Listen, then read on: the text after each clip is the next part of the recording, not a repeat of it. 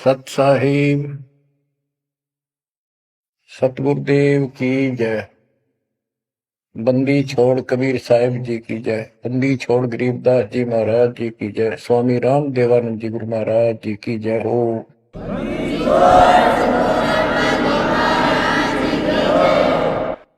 सर्व संतों की जय, सर्व भक्तों की जय, धर्मी पुरुषों की जय। श्री काशी धाम की जय, श्री सुडानी धाम की जय, श्री करोथा धाम की जय, श्री बरवाड़ा धाम की जय। सत साहिब गरीब नमो नमो सत्य पुरुष को, नमस्कार गुरु के नहीं। सुर नर मुनिजन साधु, संतों सरसदी। सतगुरु साहिब संत सब, दंडवतम प्रणाम। आगे पीछे मत हुए, किनको पूर्व। कबीर सतगुरु के उपदेश का, सुनिया एक विचार। जय सतगुरु मिलते नहीं, जाते नरक द्वार। नरक द्वार में दूत सब, करते खेचातान। उनसे कभू नहीं छूटता, फिरता चारों खान। कबीर चार खानी में भरमता, कबहू न लगता पार।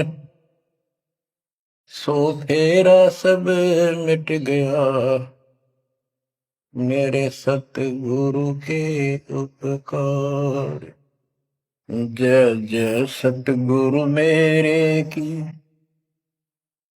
जय जय सतगुरु मेरे की।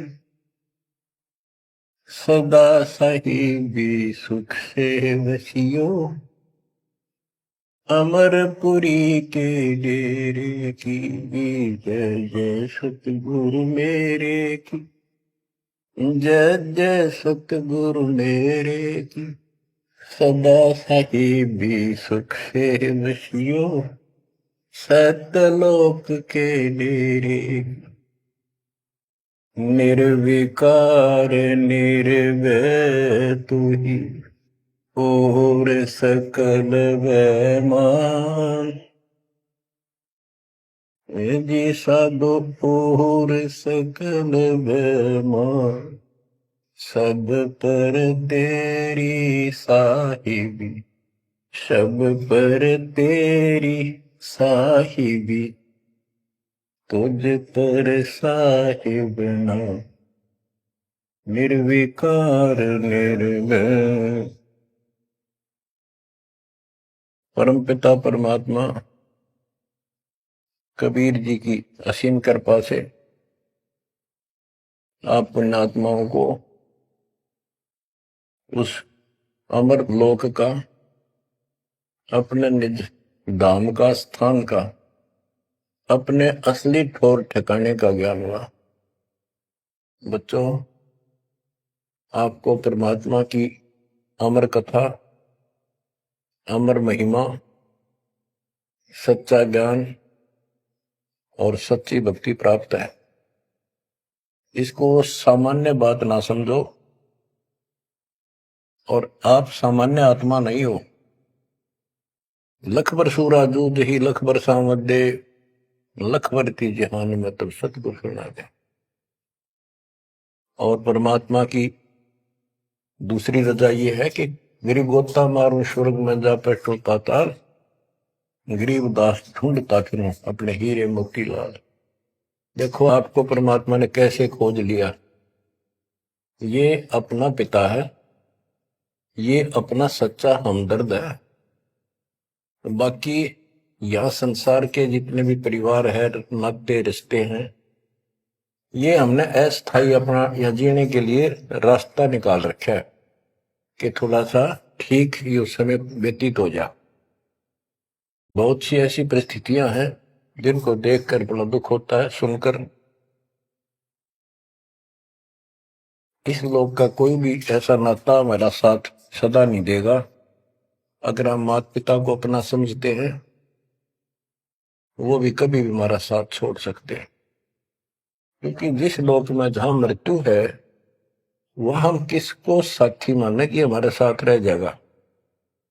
तो हम उनको अपना तो मानते हैं और मानना चाहिए कि हमारे साथ रह रहे, और प्रेम अपने आप हो जाता है।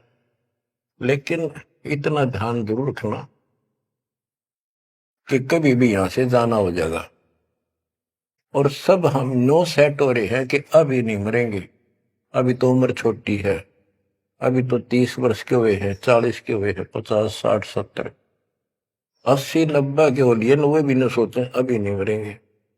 चलो, जब भी मालिक की दया होगी वह तो अलग बात है, परंतु इसको याद रखोगे तो आप भक्ति कर पाओगे। नहीं तो भक्ति नहीं बनेगी, मोक्ष वाली नहीं बनेगी। सामान्य भक्ति कर रहे हो, इसका फल तो इतना दे देगा, आपको संसार में नहरें टाल देगा, इतना सुख देगा, इतनी संपत्ति दे देगा। लेकिन वह संपत्ति काम क्या होगी, बताओ।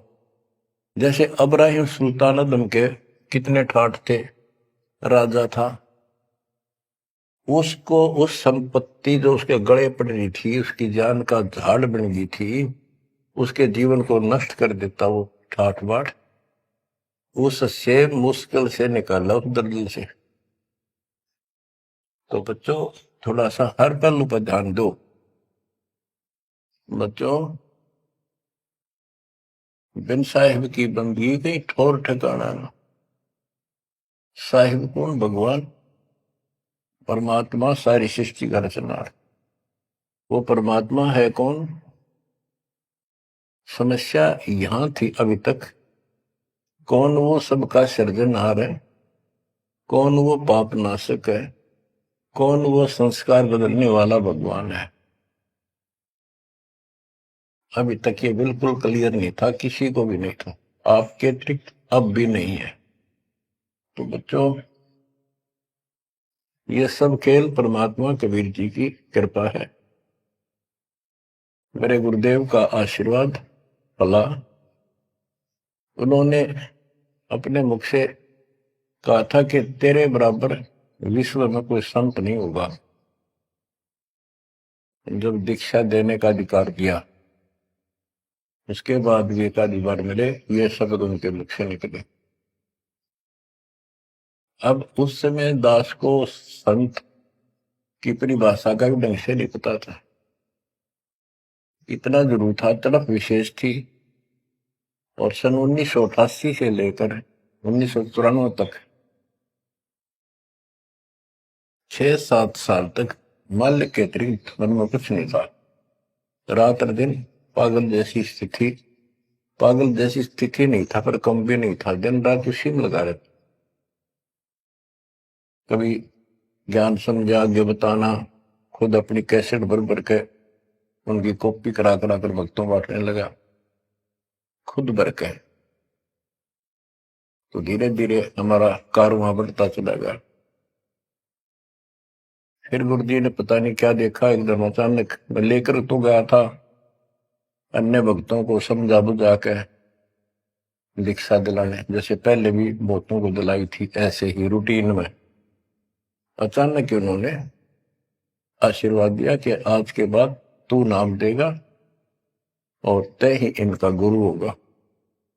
अपने जो पहले वाले थे उनको भी वहीं बैठे थे, वो सबको बोल दिया, बहुत सारे थे वहां पर, आज के बाद ये तुम्हारा गुरु, मैं किसी का गुरु नहीं हूं, दीक्षा लेनी है इससे ले लो। मैं तो पसीना पसीना हो गया, मैंने सोचा कोई गलती बन गई होगी और किसी ने चुगली मार दी कि ये आप पे गुरु बन रहा है। मैं बहुत कमजोर आदमी था, मेरी स्थिति कुछ और तरह की होगी। तब उन्होंने सोची, ये घबरा गया कोई, तो बोले मैं तेरे साथ रहूंगा, अकेला मत समझना, और इनको दीक्षा दे। तो थोड़ी हिम्मत सी हुई कि बात दूसरी टाइप की नहीं है, सच्चे दिल से आदेश है। उसके बाद से दास शिष्य सेवा में लगा, प्रचार किया, संघर्ष भी जबरदस्त करना पड़ा। शक्ति आशीर्वाद गुरुदेव का, शक्ति भगवान की, इनके कारण आज तक दास जिंदा है और आज भी उस मालिक के गुण गा रहा है। नहीं तो ब्रह्मा विष्णु महेश के और काल के विरुद्ध बोलना जुबान बंद कर देंगे। एक भूत सारे परिवार की घी बांध देता है, ये तो परम शक्ति है।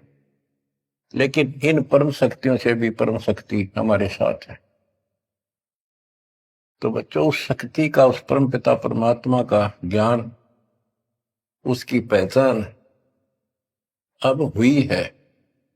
एक तो वेद, जैसे कबीर साहब ने पहले से लिखी हुई है, आज कोई नई नहीं बनाई।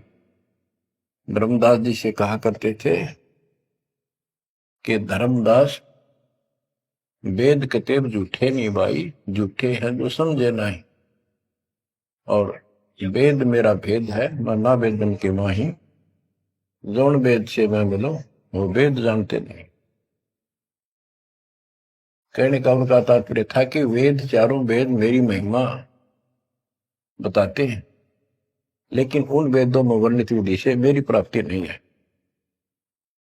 वो तो मैं अपना हंस भेजूंगा 5505 वर्ष जब कलयुग बीत जाएगा, उसके बाद इसको डिस्क्लोज किया जाएगा। अतः भी इसको गुप्त रखना, किसी को बताना नहीं।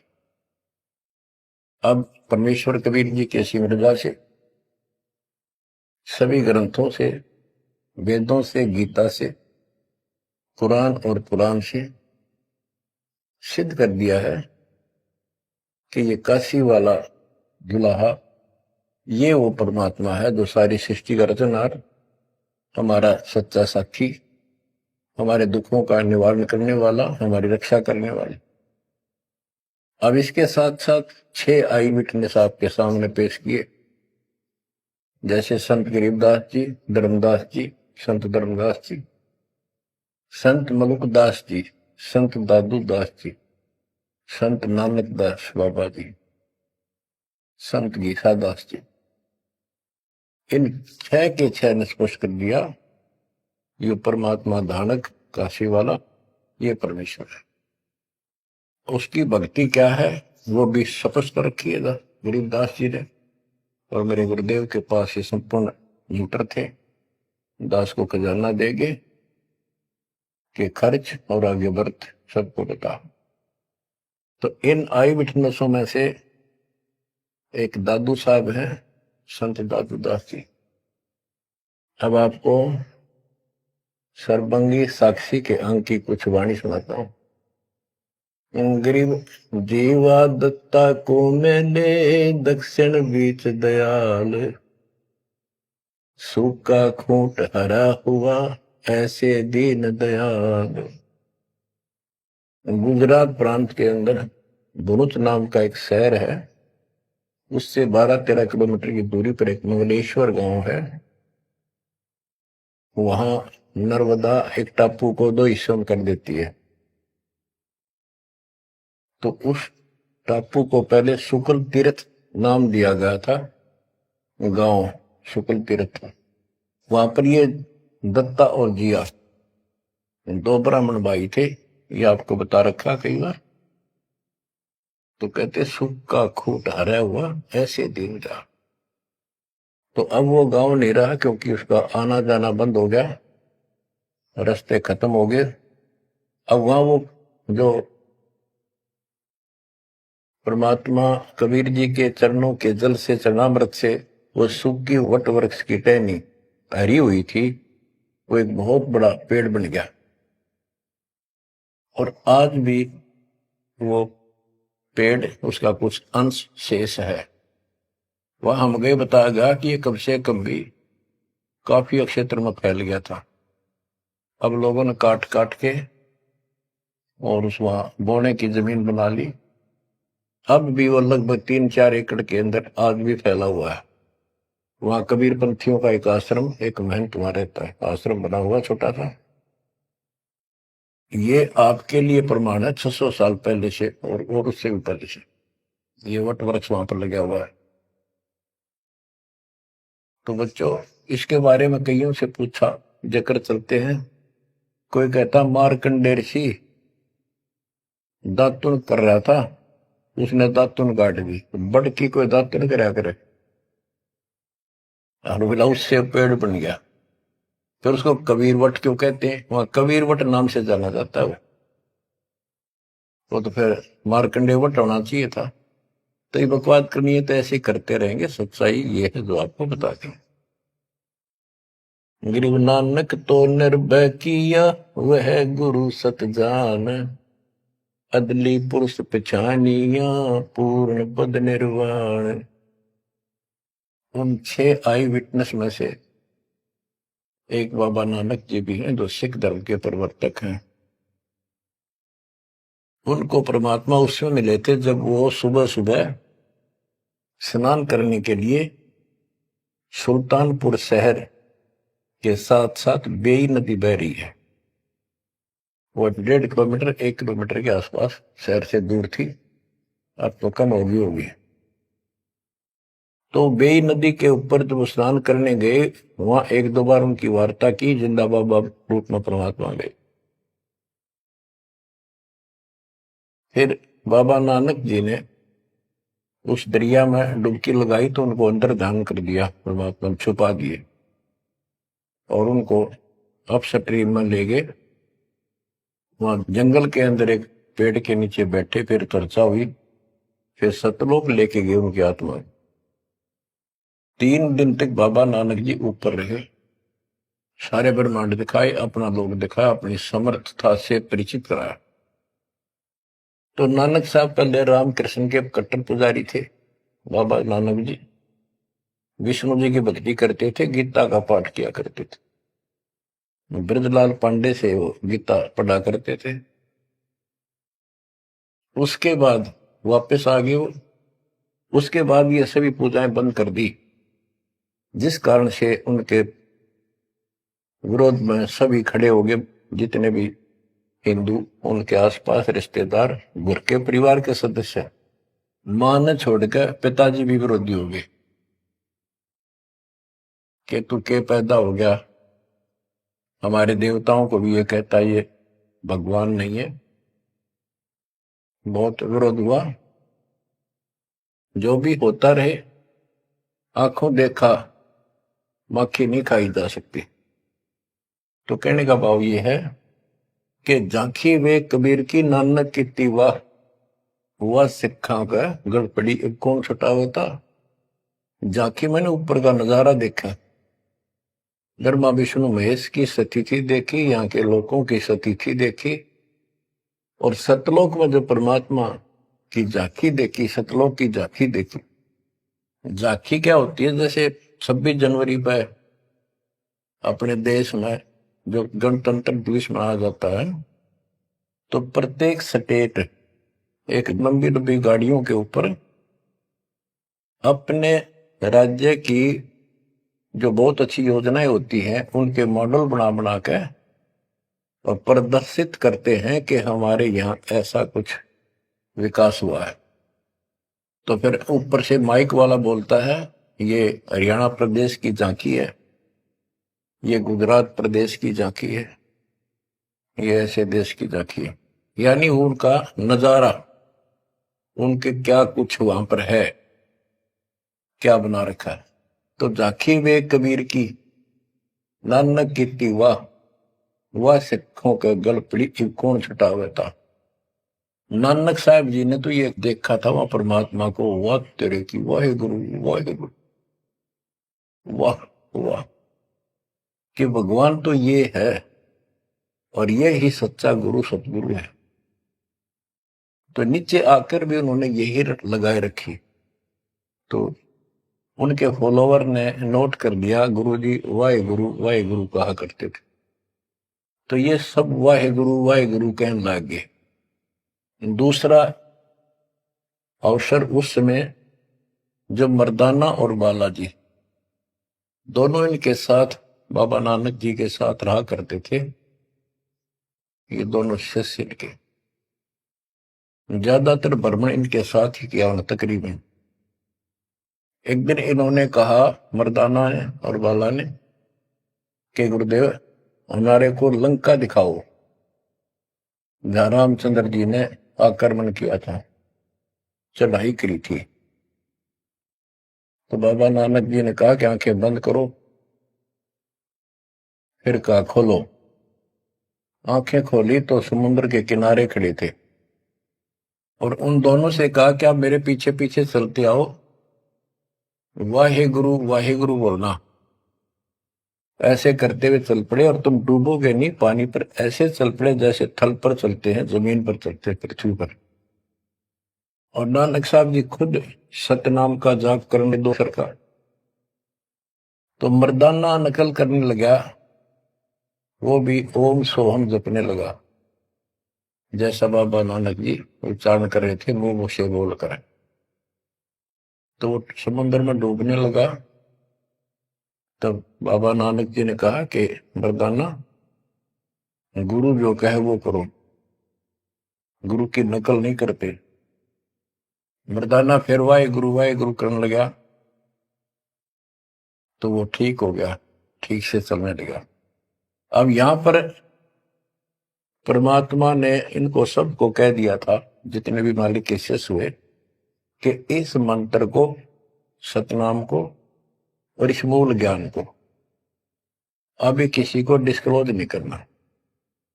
तो बाबा नानक जी 5 नाम देते थे इनको सबको, बस वो 5, जैसे हम 7 नाम देते, बीच बीच के 5 दिया करते थे। तो कहने का भाव ये है, एक तो ये सतनाम कहीं बाहर ना जावे, इसलिए झटका दे दिया, और बाला ने सब जगह बता दिया, लिखवा दी एक जन्म साखी भाई बाल्यवाड़ी में, ऐसी ऐसी घटना हुई। उसके बाद सिख समाज इस चीज से हिचक गया, डर गया कि जैसे मर्दाना जी ने गुरु जी का आदेश की उल्लंघना करके और सतनाम जाप करने लगा था, ये डूब गया, मर जाता, इसलिए हमने इस नाम का जाप नहीं करना।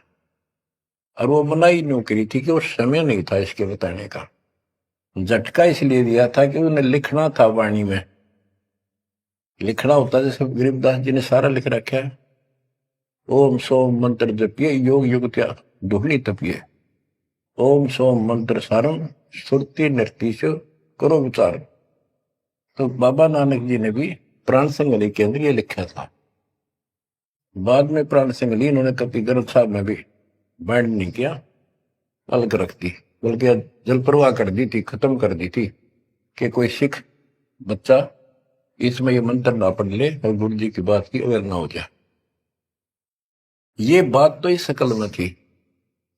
अब तो गरीबदास जी कहते, झाकी वे कबीर की रान की वाह, वह सिखा का गलपड़ी कौन छुटावता। अब इनको समझाना चाहें कि ये उन परिस्थितियों में मना किया था, और ये नाम है जाप करने का। अब ये मानने को तैयार नहीं। अब वाहे गुरु देखा हमने कई बार, ये 2-2 3-3 दिन तक लगातार माइक लगा के, और पूरे शहर में कम से कम कुछ 1 किलोमीटर तक, रोहतक में देखा, वहां गुरुद्वारा है गाड़ी स्टैंड पे, तो पूरे रेलवे स्टेशन पर एक रोड है, रेलवे स्टेशन रोड, कम से कम 1 किलोमीटर लंबा, सारा जगह जगह स्पीकर लगा के और बड़ी लय ला करके पाठी बार बार बदलते रहते, सारा दिन वाहे गुरु वाहे गुरु वाहे गुरु वाहे गुरु वाहे गुरु वाहे गुरु, बस और कुछ नहीं। तो गरीबदास जी कहते, झाकी वे कबीर की रान की वाह, वह सिक्का गलती कौन छुटावता। अब क्या बताते हैं, गरीब नानक तो निर्भय किया, वह गुरु सत जान, अदली पुरुष पिछाणिया, पूर्ण पद निर्वाण। के बाबा नानक जी ने उस समर्थ परमात्मा कबीर जी को पहचान लिया था, और वो ही उनका सतगुरु जानो, जिन्होंने उनको दीक्षा दी। गरीब अदली पुरुष कबीर है, सब सिर तपै ललाट। सौदा करो तो इत करो, चल सतगुरु की हाट। गरीब दादू को सतगुरु मेले, दई पान की पीक। गरीब दादू को सतगुरु मेले, दई पान की पीक। बूढ़ा बाबा जिसे कहें, या दादू की नई सीख। गरीब दादू के सिर पर सदा, अदली असल कबीर। टक्कर मारी जद मिले, फिर सांबर के तीर। गरीब दादू ध्यान उलंगिया, 3 दिवस 3 रात। आगे से आगे मिले, शब्द सने ही साथ। दादू साहब जी 7-8 साल के बच्चे थे। एक आधी पुस्तक में 11 वर्ष के बताए। जो भी थे, बच्चों में खेल रहे थे बनी में। गांव से बाहर चारों तरफ बनी होती थी, छोटा जंगल, उसमें खेल रहे थे। महात्मा कबीर जी एक जिंदा बाबा के रूप में वहां आए, बैठ के परमात्मा की कथा सुनाने लगे और बच्चों ने ध्यान नहीं दिया। तो बच्चा दादू बहुत निकट आकर बैठ गया, बाबा और बताओ, बाबा और बताओ। बहुत अच्छा लग रहा है। फिर दीक्षा लेने का मन किया। फिर परमात्मा कबीर साहब ने एक पान के पत्ते पे, और आसपास पौधे उग जाते थे, पान के पत्ते पे एक मंत्रित जल डाल के उसको रो दिया और नाम दे दिया। तो बच्चे भी वो देख रहे थे, थोड़ा दूर बैठे थे, वो चले गए। बात उनकी इंटरेस्ट नहीं था, पर खेल रहे थे। थोड़ी दूरी पर जा खेलने लगे तो दादू साहब जी अचेत हो गए और कबीर साहब उनकी आत्मा को लेकर ऊपर घुमा के लाए। जब दादू साहब लेट गए, गिर गए, बच्चों ने आके देखा क्या हो गया इसका, बाबा अंतर्जान हो गया। उन्होंने गांव में आके बताया ऐसे ऐसे हो गया। एक बाबा ने पता नहीं कैसा पानी पिला दिया इसको, ये बेहोश हो गया। तो घर वाले उठा कर ले गए। मरा नहीं था, सांस चल रहे थे, लेकिन कोमा में जैसे चले जाते ऐसे थे।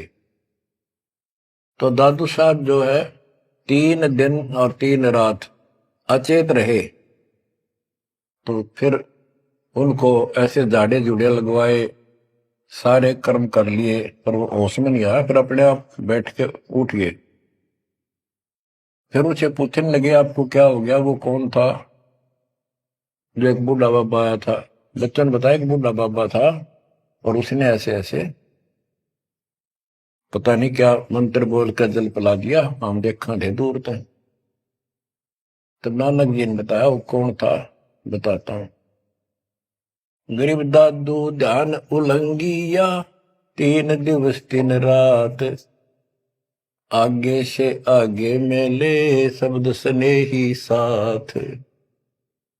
गरीब आसन अचल कबीरे का, सबका सतगुरु एक। ब्रह्मांड 2100 देख ले, धूमे के सिरेख। गरीब देही को सतगुरु कहें, यो सब धुंधर ज्ञान। चार दाग आवे नहीं, जिसको सतगुरु जान। के शरीर सतगुरु नहीं है, इस शरीर के अंदर जो महान आत्मा है वो सतगुरु है। 4 दाग आवे नहीं, वो मरता नहीं। गरीब दादू का पिंजर पड़ा, और नानक की दे। इनमें सतगुरु को निशा, हमको बड़ा संदेह। के दादू जी भी की मृत्यु हुई और नानक जी की भी हुई। तो फिर कहते हैं ये शरीर कुछ नहीं है, ये तो एक कर्म बनाने के लिए दिया गया है, भक्ति करके मुक्ति पाने के लिए मिट्टी दी है, एक खेत दिया है।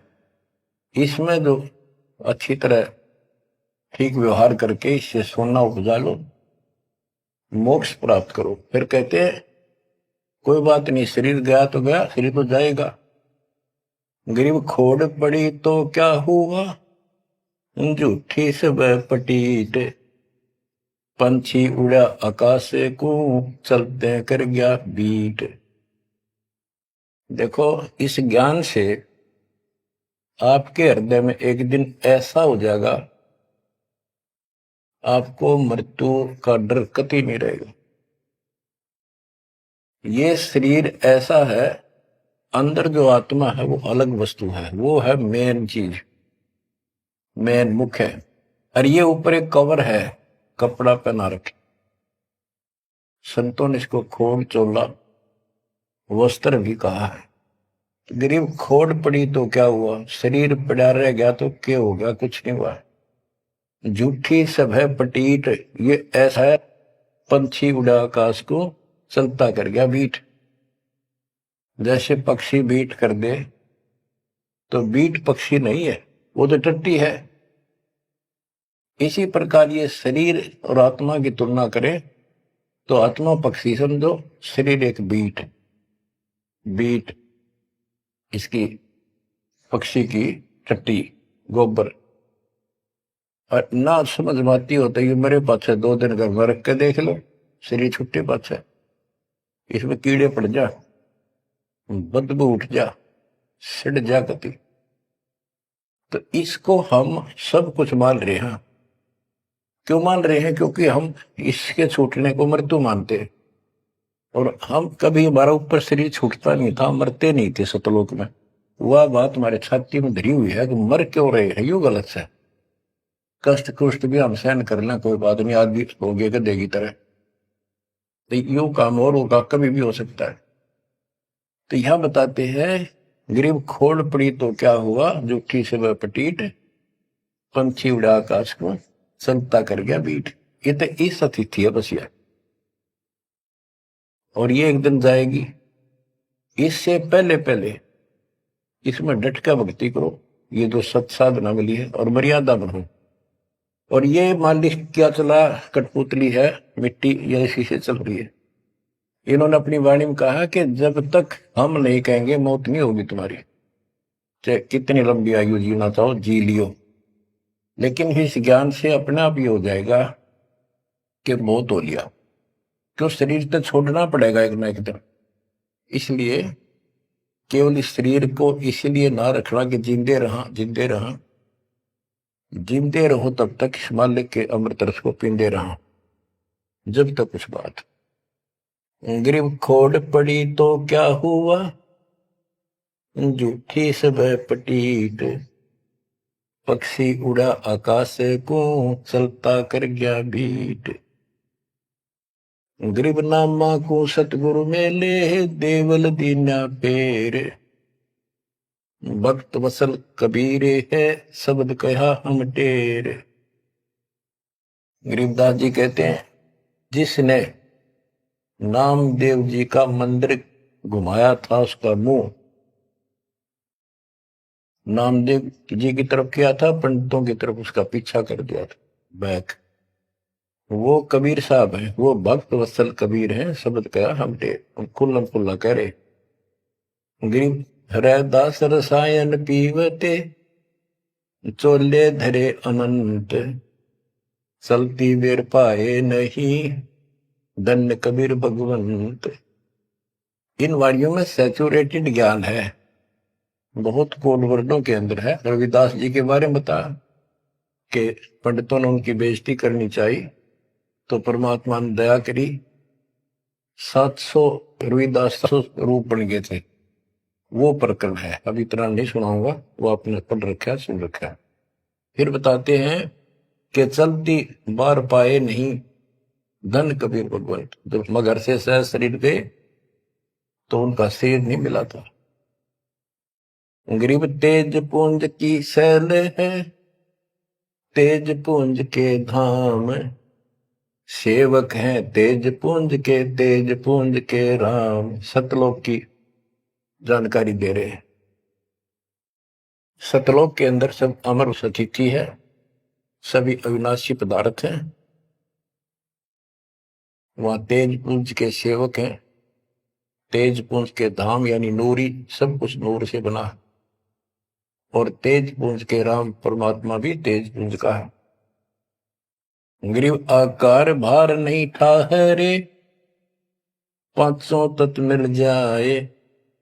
4 युग जे तन रहे तो भी दे गिरे सत भाए।